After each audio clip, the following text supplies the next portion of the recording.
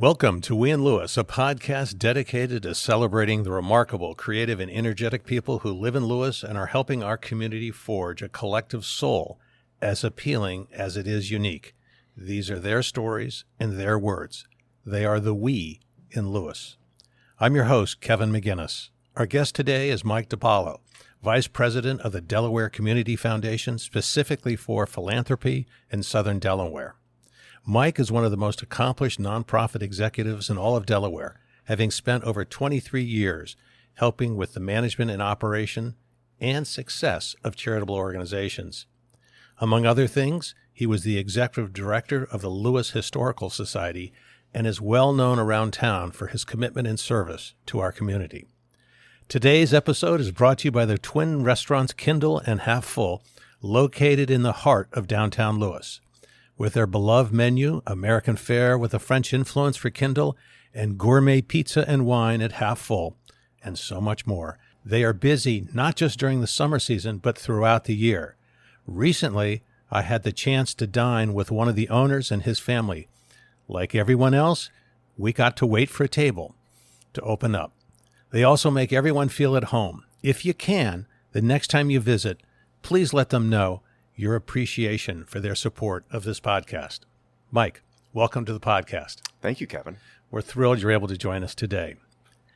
How would you explain what the foundation does? Is it fair to say its mission is a bit more complicated than underwriting the charitable activities within the state? Well, that's a big question, and I would say yes, absolutely. It's very difficult to describe what a community foundation does. And we do a little bit of everything. And, the old saying, what is an elephant? If you have five different people, feeling five different parts of an elephant, you're going to get five different answers. And that's really what we do. A little bit of everything. We offer scholarships. We work with families and individuals and businesses for their charitable giving and their charitable planning. We're a resource for the community in terms of what's happening in the nonprofit sector, what are the needs across the state, whether that's education reform or environmental concerns or human service needs across the state. We can gather that information. We work with just about every nonprofit in the state of Delaware, so we have a really good sense of what's happening on the ground, and we're able to connect the two, both through those families and those foundations that work with us, and also our own discretionary grant money. So, DCF right now, has a program called Meet the Moment, and it is about all the federal cuts, the uncertainties at the federal level in terms of funding, how that comes down to the state level. And what it's really doing is allowing nonprofits to look at their own operations and figure out how they can be sustainable. And what does that mean for them? And that could be a range of things. It could even mean talking about mergers, if that's an appropriate thing for two or more nonprofits to do. And we help with all those kind of things. Folks will call up and say, I'm really interested in X, and could you help me with that? And we look into that for them. We help connect them to the nonprofit, but it's a pretty complicated thing. It's not like a traditional nonprofit where somebody might say, hey, could you sponsor our gala for $1,000, or could you become a member for $50? We help people when the time is right for them. That's probably the biggest key. So folks have to have the assets to be a part of the foundation. Most of our funds start at $25,000 to open. You have to have the inclination to do it. Not everybody who has the assets necessarily is charitably inclined. And it also has to be the right time. And sometimes that's when you sell your business, or sometimes that's when you sell property, or maybe you inherited money, or even sometimes maybe you won the lottery. And you think to yourself, this is something I always wanted to do. And I want to get engaged in philanthropy, and I care about Delaware. And we're often the right answer for you. But if I hear you correctly, in providing this sort of information, you're touching on issues involving estate questions, estate matters, tax issues. You have to have a broad working knowledge of the charitable possibilities in the state. And then you have to divine each individual's long-term hopes and dreams for the community. How do you put all of that together? First of all, I love the use of the word divine right there. That's exactly what we do. It's a series of conversations, that's for sure. And we do help people with their estate planning needs. We work very closely with estate planning attorneys. We work very closely with accountants and financial advisors. And we're a very specialized tool for them. So when they get to a point with their conversations, whether that's with their accountants, with their attorneys, and they'll say, now it's time to go talk to the Community Foundation. Give Mike a call. Give the Community Foundation a call, and let's talk about what you want to do. And they know the assets that they have. They understand the way things can be maneuvered from a tax perspective to help their heirs. Sometimes they may not be in a position where they have heirs. And they'll say, we really care about education and we want to be able to benefit the people in Sussex County. So we'll sit down, we'll have a conversation. Sometimes that's one or two conversations. That's not likely. It can extend a year or more in terms of having multiple meetings, lunches, coffees, phone calls. Sometimes one spouse will be involved and then they'll bring the other spouse in. It can be a very complicated thing for two reasons. One, you're talking about large sums of money. Generally, you're talking about big ideas. And in terms of estate planning, you're thinking about the last decision you'll ever make in some ways, right? And this is the ultimate decision. So you want to make sure you get it right. And we want to make sure we get it right. And we want to make sure we can do what you want. Most of the times that's in perpetuity. That's forever. So you're talking about, I want to support art in Kent County forever. Can charitable organizations be a bit parochial? In other words, do they not always play nicely in the sandbox with one another? One of our goals is to get them to do that, but you're absolutely right. There's definitely turf battles. There's history behind each and every one of them, behind the founders, behind the people. I would honestly say, though, that 99% of the time they do play well with each other. And when they come to the foundation with a joint idea or a program that is going to advance both of their missions, or they see that, we're really providing duplicate services in this community, we figured out a way to balance that out.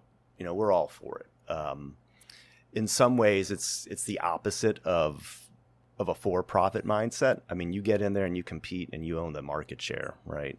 In the nonprofit world, there's limited resources, there's limited grant funding, there's limited state funding. And to be able to have, the foresight to say, how can we make the biggest impact at the lowest cost, and mean that. That's the other part, and mean that and live it every day. That means something to us when something like that comes about.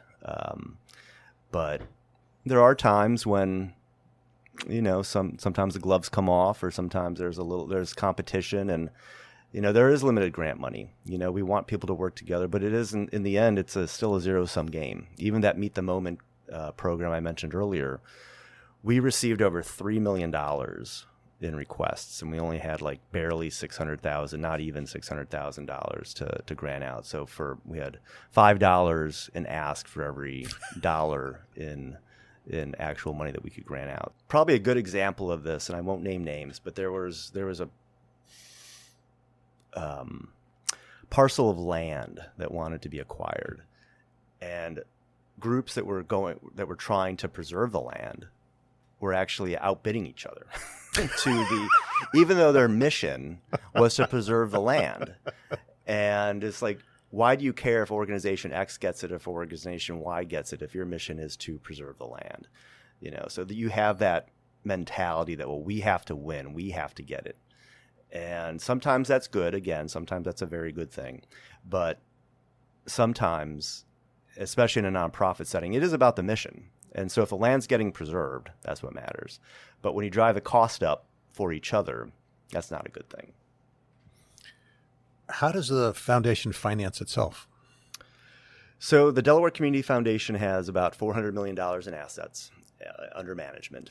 And we made about 30, this year we brought in about, this past fiscal year 25, we brought in just about $36 million in assets, and we granted out roughly about the same, and had about a 13% market gain. and we take about 1% a year. So that's kind of a good estimate per fund. So some funds are only several $1,000s, some funds are millions of dollars. And it's a tiered structure, aggregate fee structure. So, a scholarship fund is a lot more work to administer from soup to nuts from the application process to working with the students to working with the universities to ensuring that the funds are going to be posted to the right student's account to make sure they're not going to get clawed back, which is a big issue. So those funds generally are about 2.5%, a scholarship fund. But between that 2.5% and anywhere down to about 48 basis points or so, that fee structure sits. And that brings in probably about 95% of DCF's revenue. There's a couple of other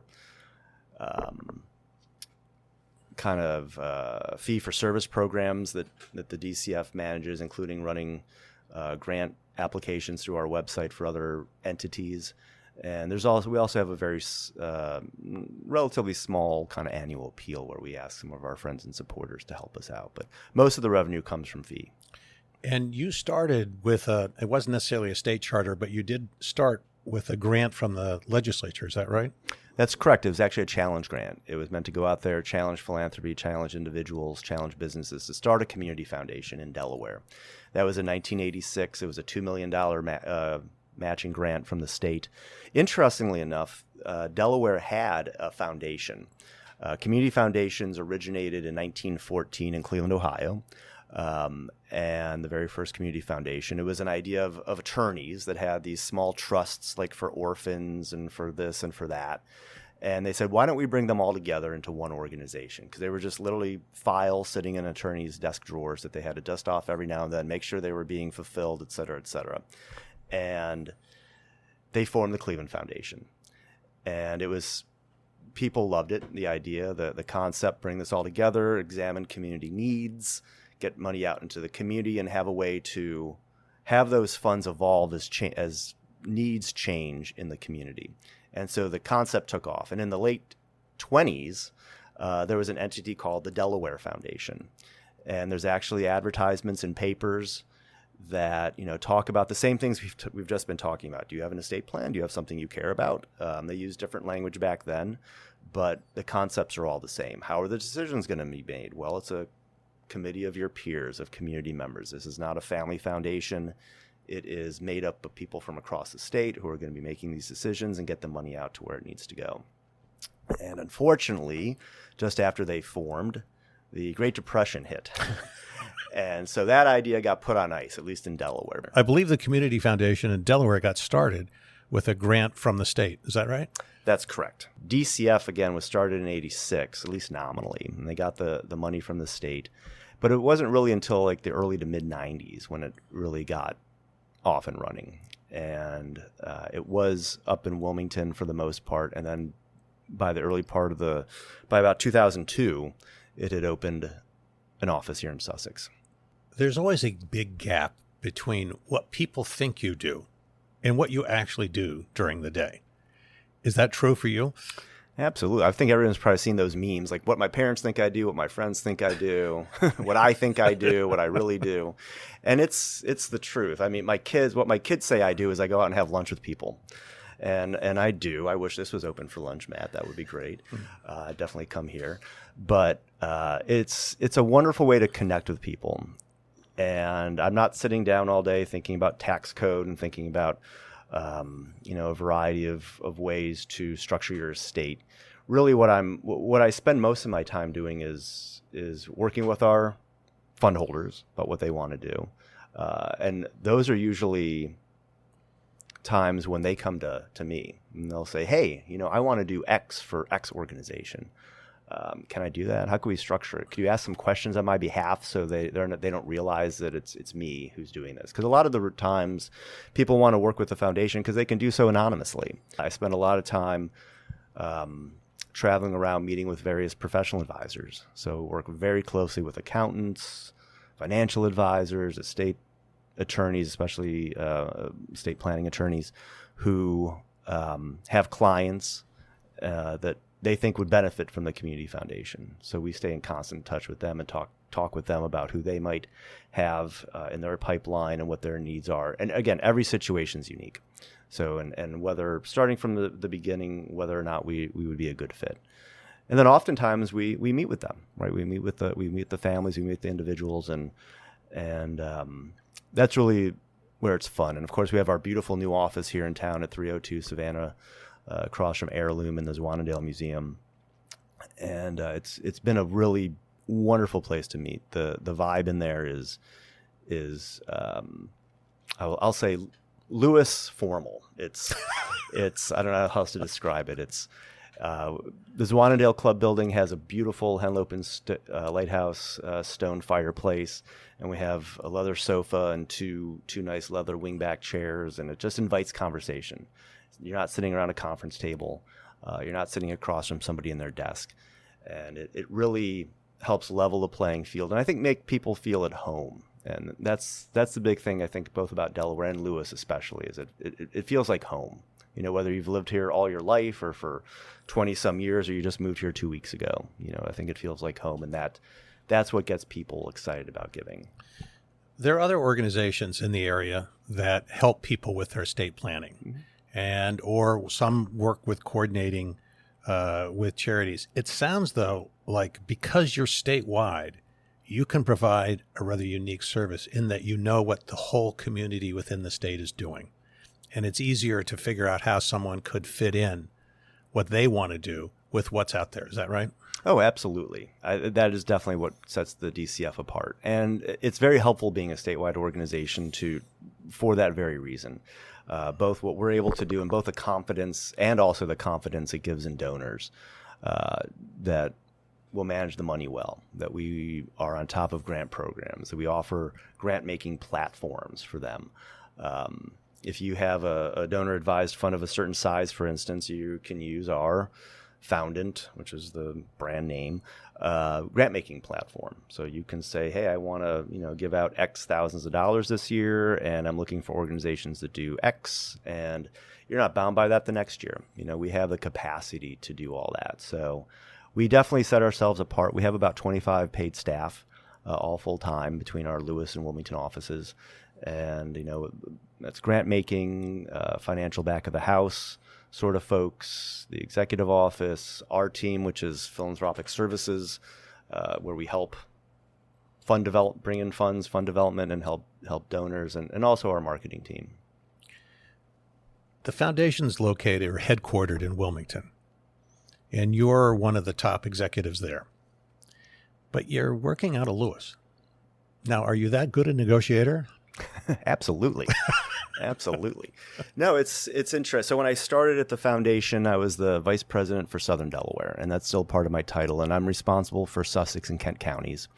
And about a year plus or so ago, our previous vice president for philanthropy left to take the executive directorship at the Delaware Horticultural Society or Center. And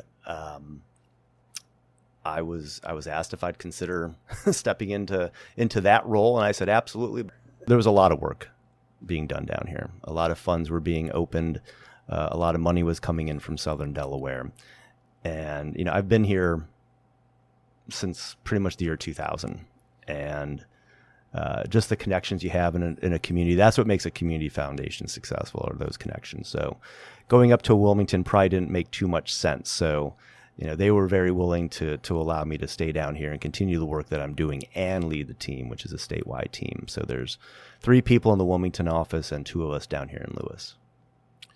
In 2001, 2 years after you had graduated from the College of Worcester with a degree in archaeology, you were hired as the executive director of the Lewes Historical Society, a position you held for 17 and a half years. How big was the staff when you started? When I walked in the door, that made it 1. So I was the first employee. And that there was an older gentleman there, Fred Hudson, who was wonderful, great guy. He had been a kind of a contract maintenance person, caretaker for the grounds since the 60s. And but having a trained full-time paid professional staff, I was the first person. And what's the staff today? I don't know quite what the staff is today. When I left, there were, I think, 14 or 15 people on staff, a mix of full and part-time. And I think it's around the same now, if maybe not a little bigger. And for such a relatively small town and the properties that the society is responsible for is pretty spread out. It's not all stuck on one campus. Is that been growing over time, or has that been consolidating a little bit? Because it must be an organizational headache.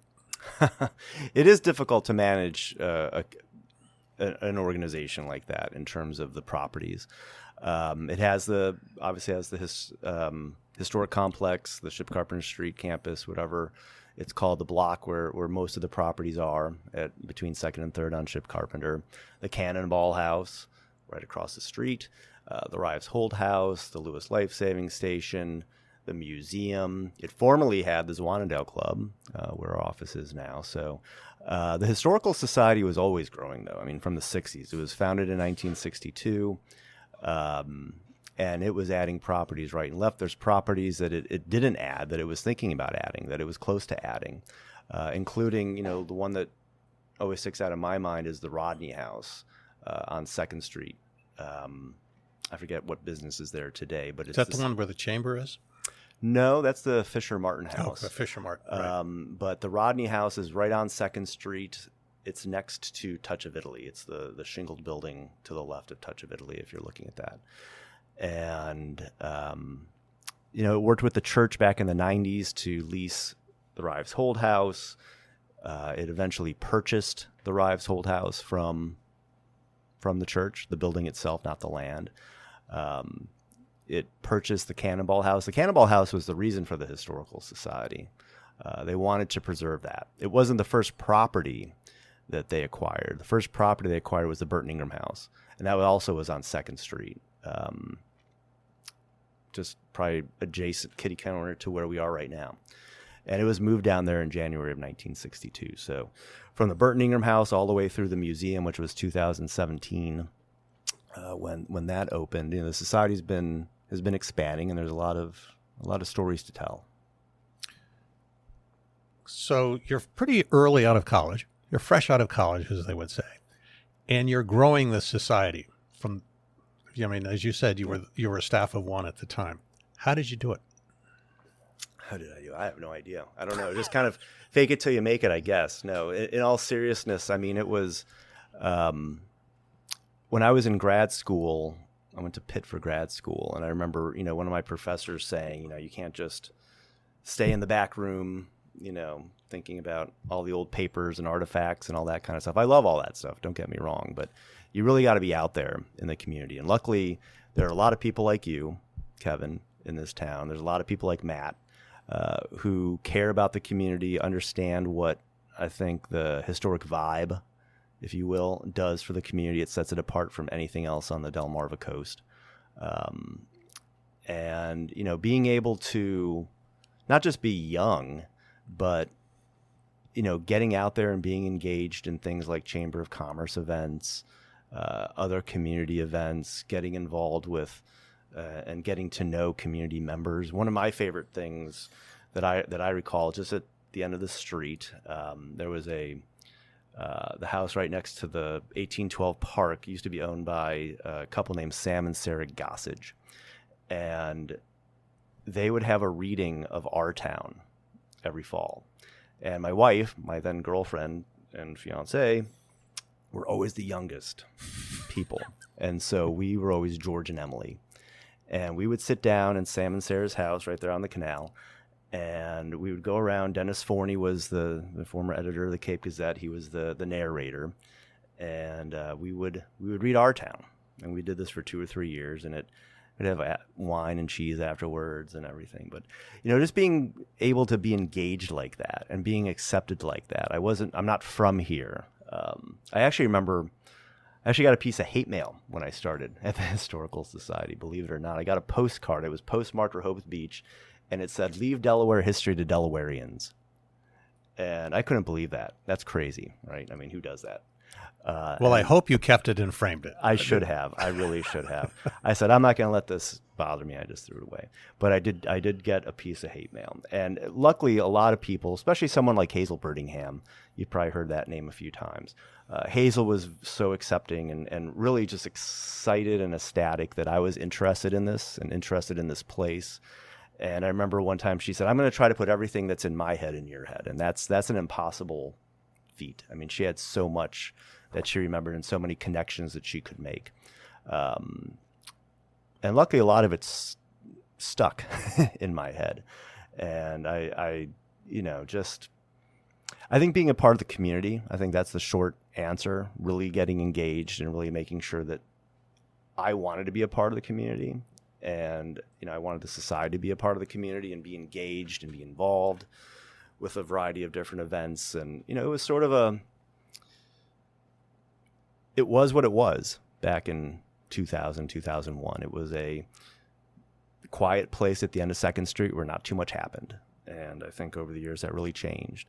And that's how you get to be engaged and grow, I think. Let's go back for a second to something you just said. You've been doing this for quite a while. You're not that old.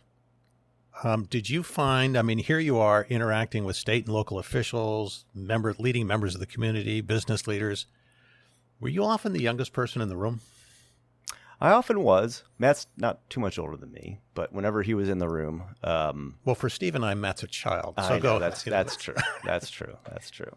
But I was. It was remarkable. That sort of the people I got to meet and the places I got to go at a young age. And like you said, I don't feel too old. But just the other day, I was at an event, and I think there were about 40 or 50 people in the room, and I was either the youngest or the second youngest person there still. And it was still the same cast, for the most part, the same cast of characters who were there, which is just remarkable. But I also think it gives me an odd perspective too, just having been around for almost 3 decades now, coming up on, sort of that milestone, not being from here, but usually it's strange when I meet somebody. I've usually worked with their parents or grandparents, and I know a lot about their family history. I know about where they grew up. I knew, that their family used to own the old canning place or whatever. And, but I'm still not from here, and I'll never be a native. I'd like to think I'm a local by now, but, it's an interesting position to be in, having known a lot of folks who grew up here during a really different time in this community's history and what it was like, before, sort of the glamour and affluence, and having Dave Grohl come here for lunch and, the First Lady come here for dinner and all those kind of things. This was a really different place in the 70s. And I was lucky that we got to vacation here. My family would come all the way from Cleveland, come down for about 3 weeks. Every summer, we'd stay in the same house on West Canal. And, I got a chance to see this this place in the 70s and 80s and see it develop a little bit, even if it was just for about a month or so during the summer. So I have an appreciation for how it used to be, and understand how it used to be, and have a definite appreciation for how it is now and the people that make up the community. You graduated with a degree in archaeology. Very practical. You're armed with this degree in archaeology. You get hired at the Historical Society. When did you realize your position was going to be probably more administrative than operational, less Indiana Jones and more civil servant? I think right away. Nobody gets into any job, I don't think, to push paper. You work in a restaurant because you love food, you love the people, you love sharing stories and helping people make memories. You work in a car dealership because you love cars, but nobody gets into a job to want to push paper, I don't think. But it's pretty early on, and I was lucky. I was, being the only employee, I had a lot of time to myself. And I was able to kind of balance the two, I think, fairly successfully, because there were a lot of things that needed to be done with the collections. Things were needed to be organized and cataloged, and Some of the exhibits, most of the exhibits upgraded. And, you know, I was able to do that, but then I was also able to, again, realize that I had to be out in the community, and you had to make sure people knew what was coming on. After every craft show or antique show or sea glass festival, I'd walk up and down 2nd Street and make sure that the businesses put 2 and 2 together, that they had a great weekend because we had an event. You know, and every summer, 5 times, 2 craft shows, 2 antique shows, sea glass, whatever, Christmas tour, all that kind of stuff. How'd it go? Did you have a good weekend? And really make sure that they connected that and they saw the value that the Historical Society brought. So, you know, that was a big part of my job, about budgets, things that they kind of teach you in grad school when you go for something like this, but they don't really teach you about budgets and things. And every community is different. Every state's different. Everything's structured different. Sometimes, you know, the municipality kicks in a lot. Sometimes the state kicks in a lot. Sometimes you're part of the county. Sometimes it's a mix. But, you know, here there's really no model. I mean, you're out there. You know, I don't think people understand. I mean, you know, out of about $1 million budget, the only guaranteed money from a government was about $40,000 from the state of Delaware. Everything else was memberships, events, sponsorships, appeals, tours. You know, you name it. So there was always hustling. And like you alluded to before with all those properties, it's a lot of things to take care of. Then you have all the staff and you have everything else. It was a kind of like a matrix. You know, you had to balance that all in. What led you to get a master's from Pitt in Library and Information Service Sciences? Well, I think I knew I wanted to go to grad school. I had majored in archaeology, like you've mentioned, and I had an even more obscure kind of focus, which was the Roman Near East. And the Roman Near East? Yes, so like Jordan, Israel, and had studied a site called Pella for my everybody at Worcester had to do an independent study, so you had to do a thesis. And so the college had actually excavated in Pella back in the 60s and 70s, and I did my IS on all that. But also when I was in Worcester, I worked in the library, and just for fun, just for something to do, a little spending money, and I worked in the special collections department, and I just really enjoyed it. And so after school, I took a year off. I actually lived here for a year, and then I went back to Pitt, and I came down to Indiana or Pitt. And I visited Bloomington, and Bloomington just seemed like a giant version of Worcester. And it was just smack in the middle of the country.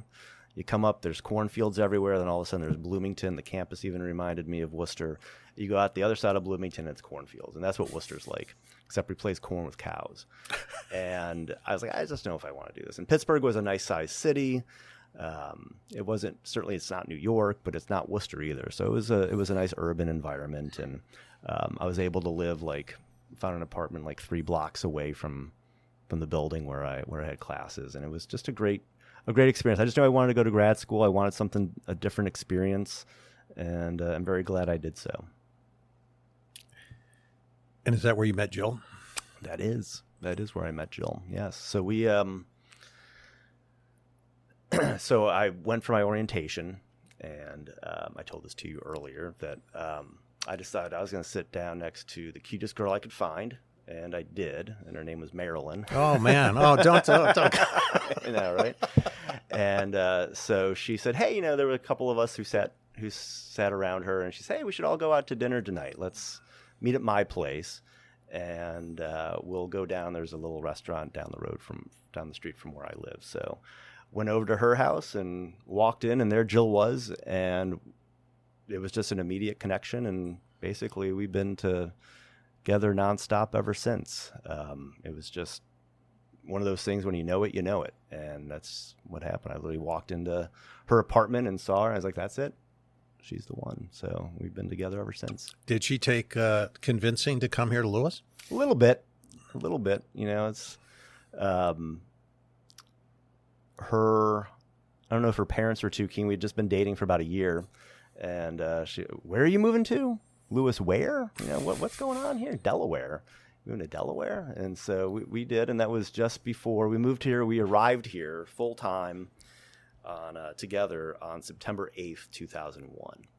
And so just, 3 days later, the world changed, and we were living down on the beach on Nebraska Avenue, and so it was a big step. It was a big step, but I think she was ready to get out of Pittsburgh, and she grew up in Western PA. She went to school in Philadelphia and moved back to Pittsburgh. But I think she'd always wanted to live at the beach. She always wanted to work at a bookstore at the beach, and she got to do that too. She worked at Books and Coffee, if anybody remembers that, in Dewey Beach. And just for, I don't know, a few months. But she got to do that, and she's been able to make a real impact here too, I think. Mike, you had an incredible run at the Historical Society. I'm going to try to embarrass you for a minute. So you're appointed by the governor to serve on the Delaware Heritage Commission. You served on the board of the U.S. Life-Saving Heritage Association. You represented the state of Delaware on the board of advisors for the National Trust for Historic Preservation. You were chairman, selected by the governor, of the state's 375th Commission. You were named Southern Delaware Tourism Person of the Year, and you received the Nancy Hanks Award for Professional Excellence from the American Alliance of Museums. And that's only about a third of the honors you receive. What an incredible run. Thank you.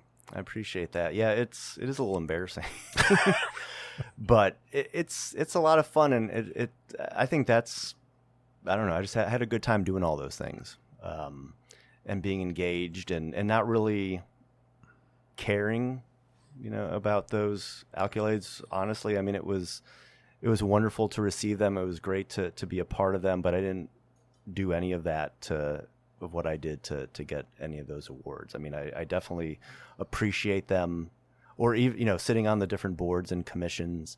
I'm still on the board of advisors for the National Trust. That opened up a world of opportunity.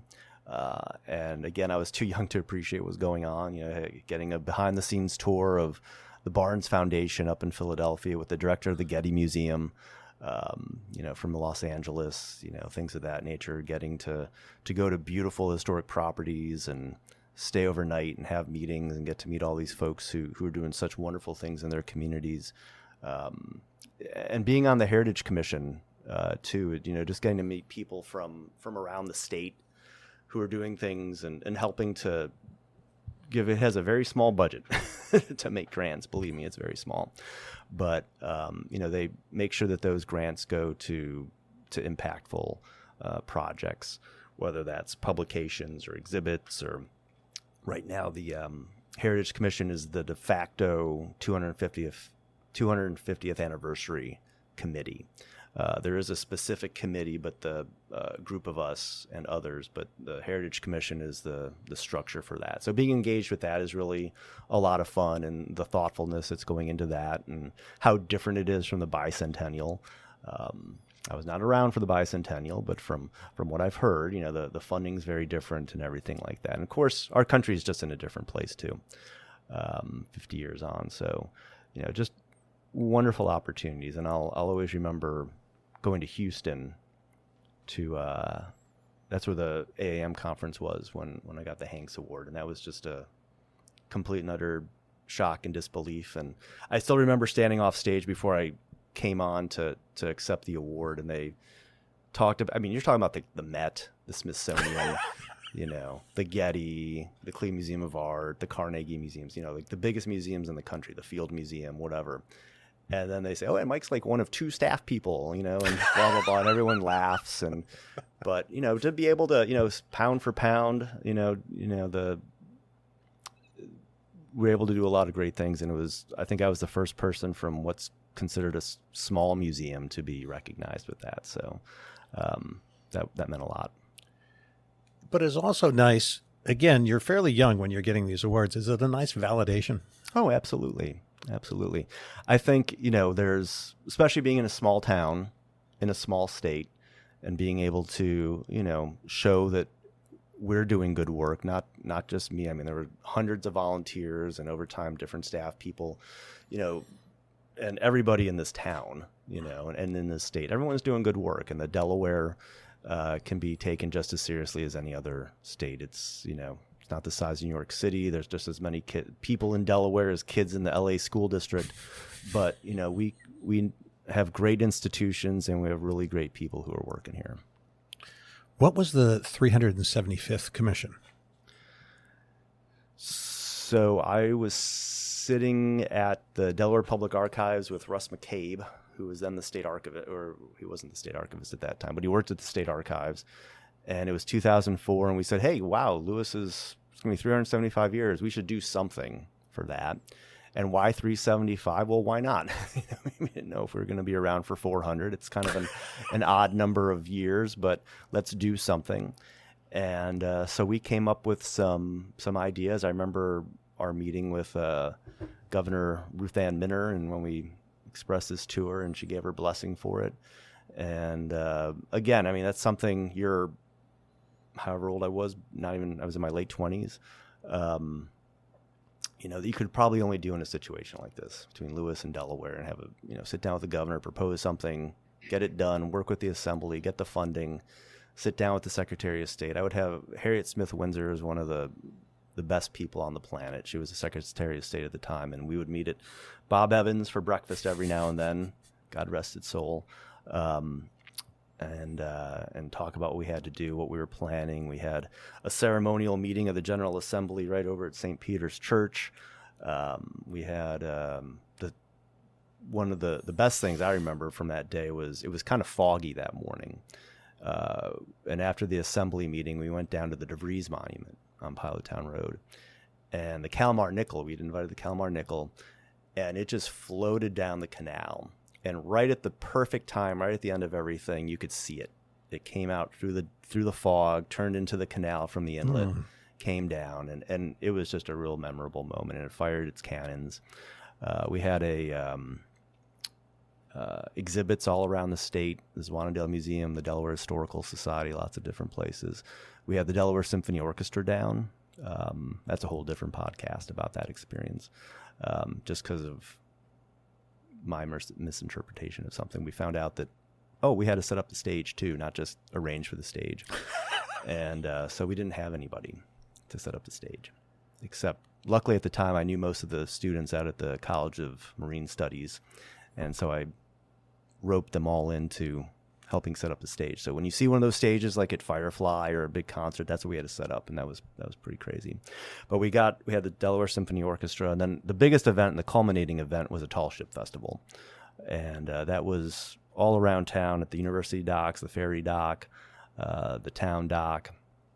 We were supposed to use the pier at Cape Henlopen State Park, and I remember distinctly like 3 or 4 weeks before the festival getting a call saying, "Oh, Mike, we're sorry, we're going to have to close down the pier." So that's when they actually closed. It used to run out to that T-shaped pier at the end.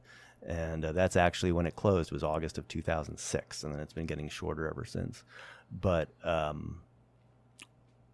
was, you just kind of don't know you're not supposed to be able to do something like that within the span of a year and have all those kind of events and get 5 tall ships to come to Lewes. And it was a really fun year. I think that celebrated this community, and we did both the intellectual part of it with the exhibits and some other publications, and we did, we really celebrated the town and the community, and I think the community. And the 375 years reflects the actual founding, the first founding of Lewes, right?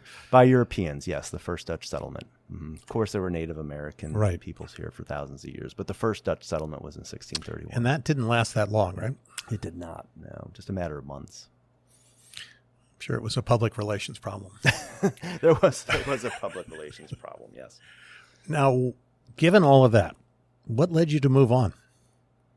Well, I think, just everything that we talked about. I mean, I kind of got to a point where I realized I had, the society's budget when I started was like $69,000, I think, and that included my salary, and taking care of all those properties and Fred Hudson and everything else. And, when you get to a point where you have 14 employees and you've turned in a town of 3,000 people into $1 million annual budget, and you have, you started the museum, there's only so much more you can do, I guess. And I love the history, and people still call me all the time, from media to individuals asking about their houses or their properties. I got a call last week from a guy in Georgia, and he said, I heard you're the guy to talk to about this. So I helped him answer a question he was looking for. But, I'd always worked with the community foundation. The society had a fund there earlier when I predate my position at the DCF. So I was at the Historical Society when they hired the first VP for Southern Delaware. I've known everybody who's held this position.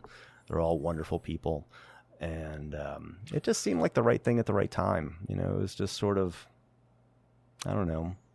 I was getting older. I wanted to try something different too.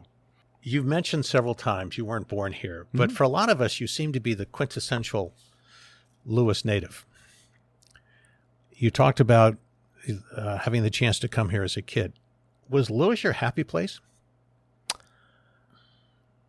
I don't know if we had happy places back then. Maybe it was. Well, we had them. We weren't ever allowed to call say that. We weren't allowed to ever that. use that That's term. Right. We didn't call it that. That's true.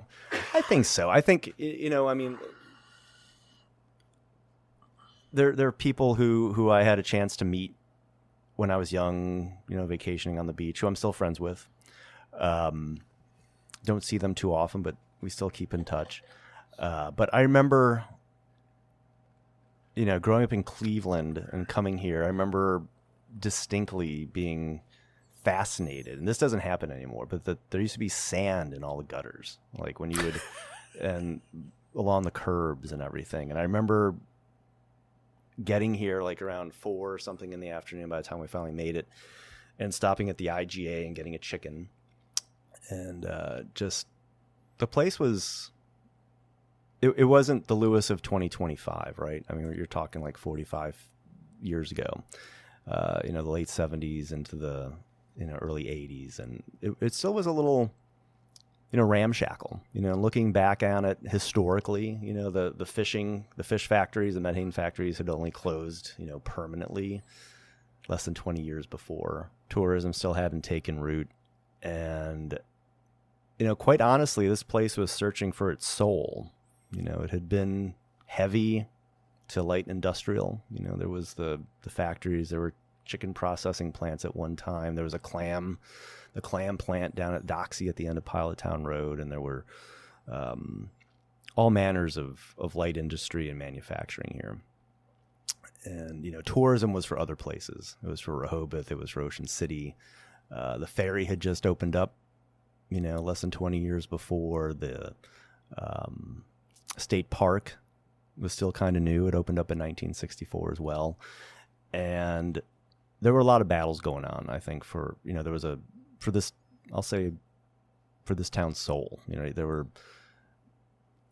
oil, you know, there was a talk about an oil transfer station, about coal transfer stations here.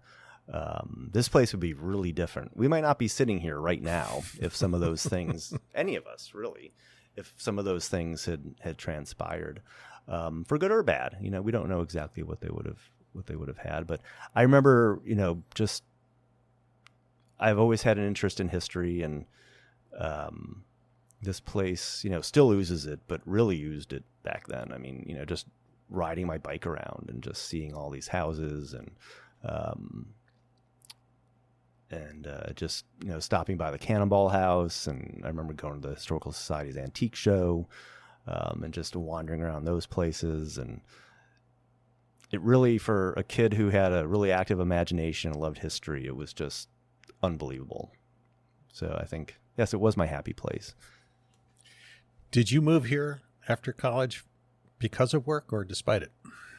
Because of work. I mean, I came here, I don't think I imagined staying here for 25 years, but, you know, close to DC, close to Philly, New York, maybe, you know, kind of get my feet wet here and then move on to a bigger museum or a bigger job. But, you know, I quickly realized, especially going to conferences and things, about just how lucky I was to be here and to have the connections and to have the acceptance and to be able to, you know, talk to the mayor, talk to the governor, know who your representative is, you know, even have your U.S. senator come over and say hello randomly. You know, it just doesn't happen too many places.